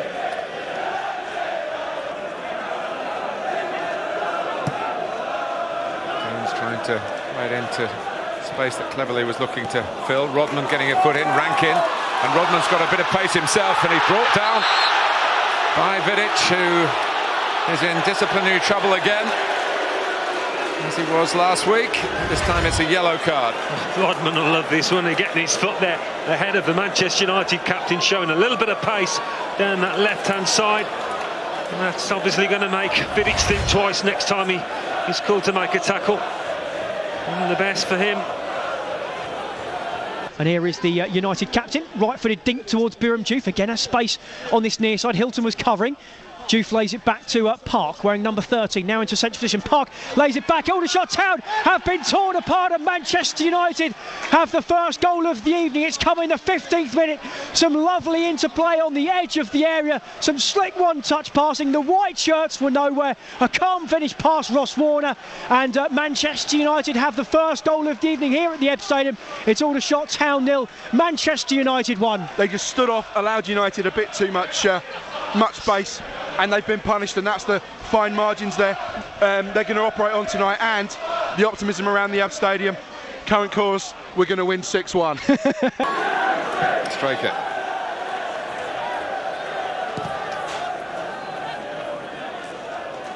Over Friars, Rankin rather took him out, and here's McGlashan. Chirpy style.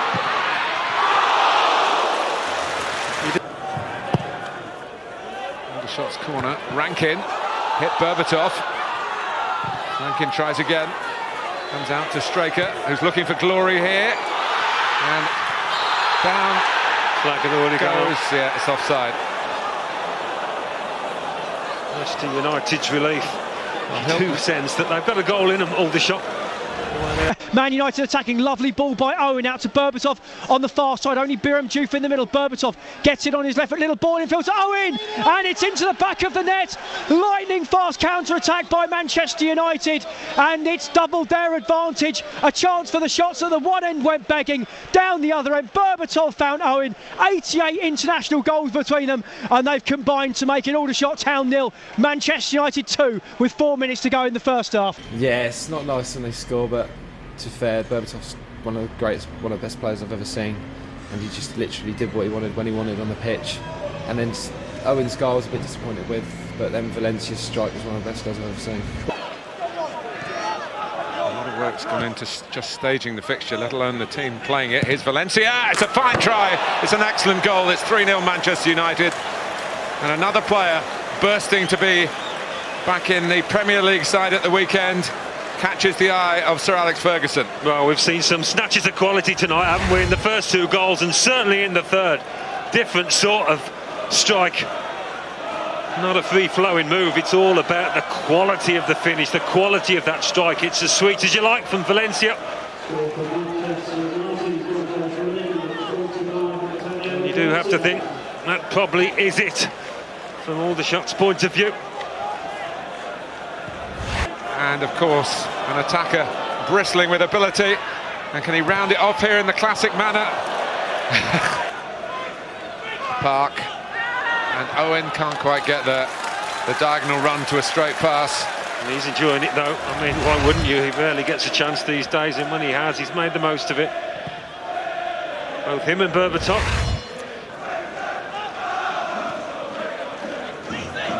Keeping the ball and wanting to flex their muscles from time to time, like Park. It's a wonderful solo run from Park. And it's going to be, ball's in the net, but it's going to be a free kick on the edge of the area. He's losing his balance for a long time there, Ji-sung Park, but somehow managed to stay on his feet. The initial challenge, he gives him the benefit. And there he goes. Well, he got the pound, well saved by Ross Warner. Yeah, because he was going the other way, wasn't he? Warner. Even Berbatov goes for the blast from that position.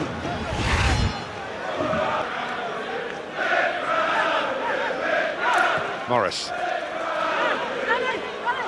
Hilton. He's done as well as anybody for Aldershot. Smith. With the dancing feet. And a cross that was flicked on by Bob. And Guttridge smashes it wide from a central position. Well, he caught it beautifully, Guttridge. He really did. Amos was a bystander on this one. There's appeals for a penalty there on Hilton from Vidic. As he attacks the ball and gets a stud to it, I think. Again, just a slight slice from Guttridge. That's a good challenge from Vidic, isn't it? Nearly done and dusted for Manchester United. A quick shower on the bus off to the airport. It's turned out the way they would have hoped it would. Sometimes it can be a little bit messy, can't it, if your attitude's not right as the Premier League team, but never a hint of that here.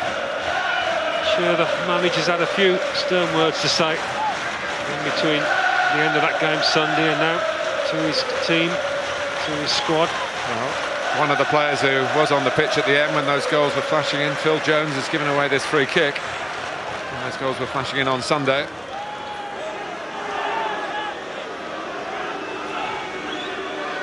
A parting shot to the Carling Cup run for Aldershot.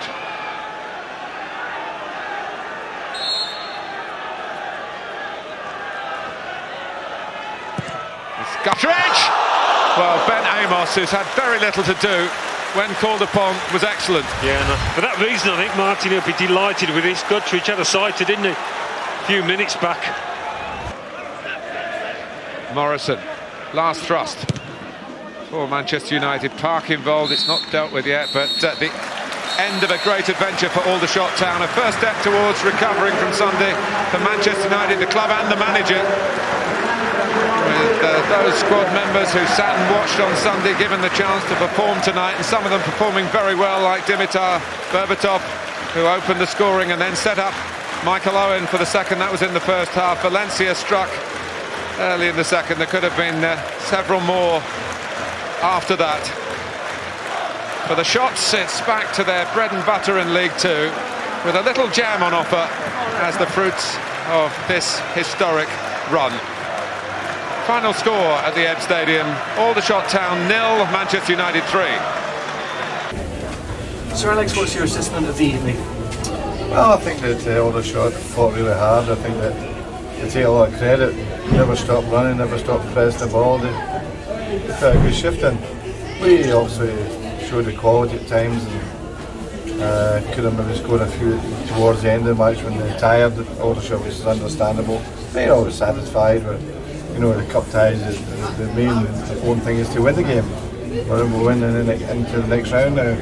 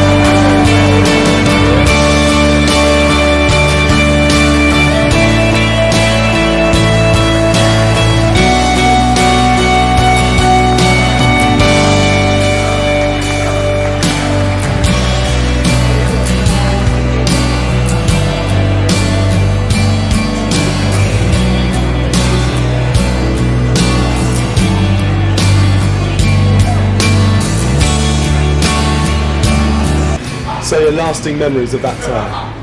Being tired and getting the runarounds. We got battered. No, we gave a good account of ourselves to a point, but they always had that extra bit of quality, didn't they? And you could just tell they was in second gear some of the time, and if they wanted to, they could really take the mick out of you. I'd probably say coming out for the warm-up actually. I think that was really when it sort of hit me that, you know, how big a night this was for the club and for the town. Coming out for the warm-up and seeing the whole stadium packed, and obviously coming out of the tunnel just before kick-off with them was a good feeling. Yeah, every bit of it was fantastic. From West Ham, that was an amazing feeling. Scoring the winner against Carlisle. Just getting so far, it was a great all-round team performance in every single game. It was brilliant. As I say, I think the club came out winners. Even in defeat, we came out winners in a lot of ways, and to be on Sky Live, fantastic. I got a lot of letters and from people abroad saying how good the club looked, and that is a fantastic achievement. And you know, there's a lot of proud people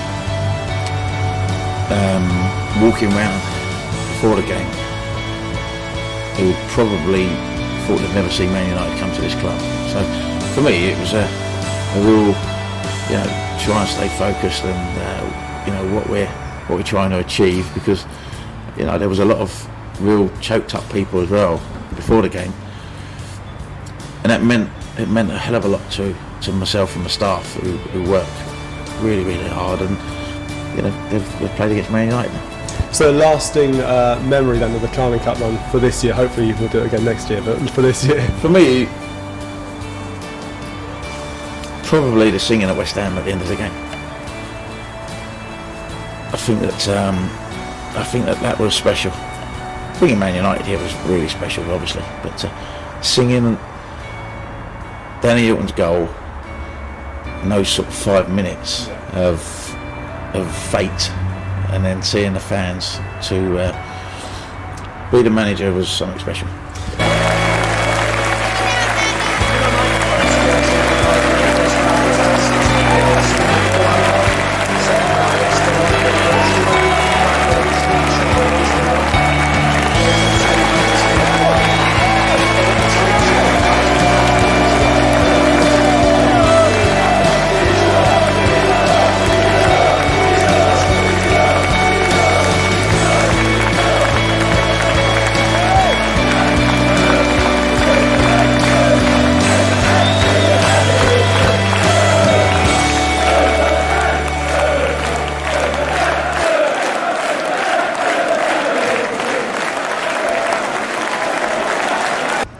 West Ham away. I mean, it was great to see United down here, but West Ham away, yeah, that'll stay with me forever. What in particular? The fact that we weren't supposed to beat them, and we did. West Ham. It was brilliant. In what way? We won. Unexpected. We won 3 of the games though. Yeah, no, but that, like, we weren't expected to win, were we? So it was like fantastic. Okay, was that atmosphere as well, or? Yeah, it was just like good night. Scoring at West Ham, I didn't actually see it because we were right at the back and it was really rubbish seats, so that was a bit annoying.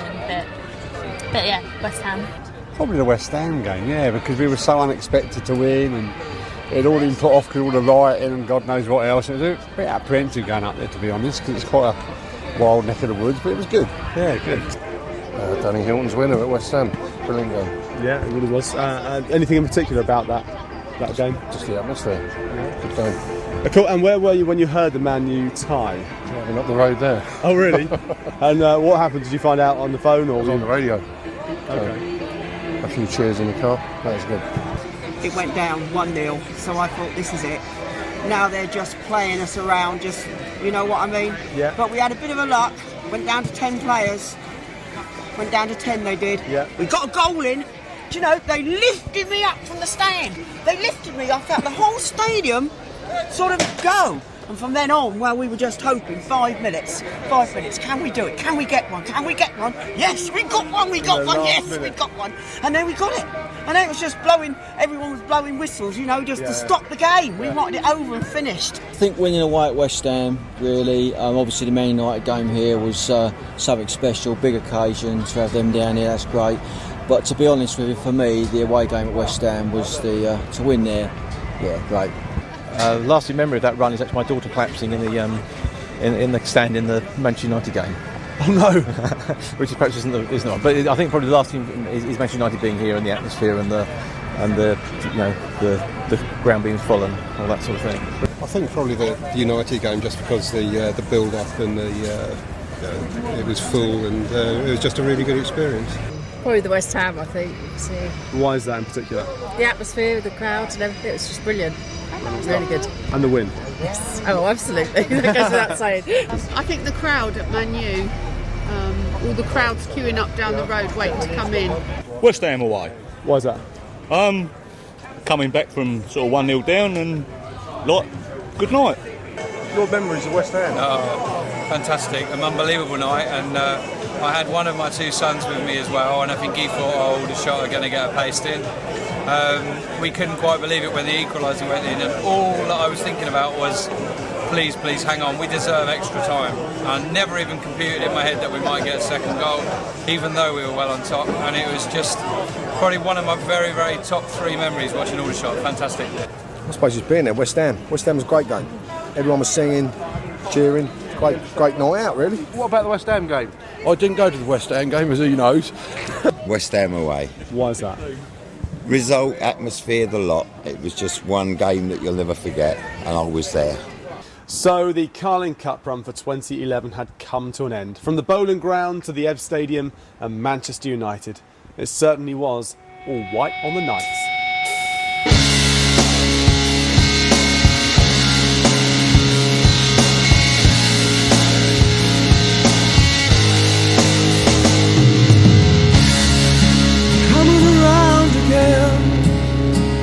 To a place I've been a million times before,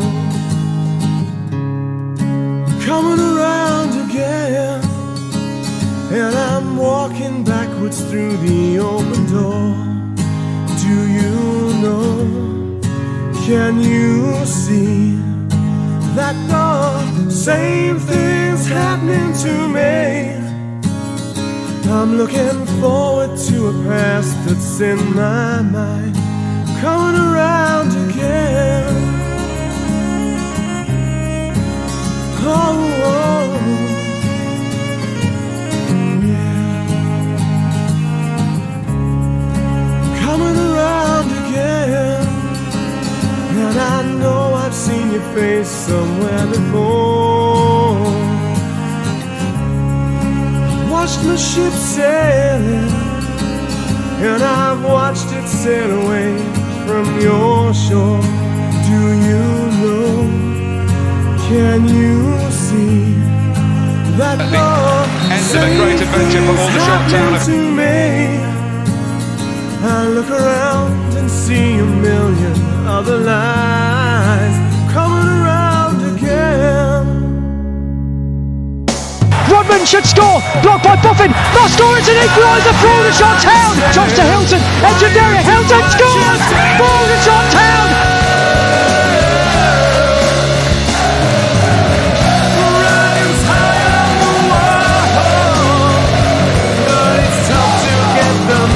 Rankin on the edge of the area, has Hilton there, shot goes in for Rankin! Gutters arriving, pulls it across, took a deflection and it's in! Aldershot Town have doubled their advantage. One over the head of Jones, on a shot to a goal, and it's an equaliser for Aldershot Town. An overhead kick from Michael Rankin. Out towards the far side, he goes right for volley. Oh, what a goal! Aldershot Town have the lead. It was a stunning strike by Danny Hilton. Back to Park for Berbatov. Who's arriving? Michael Owen. It is Valencia. It's a fine try. It's an excellent goal. It's 3-0 Manchester United.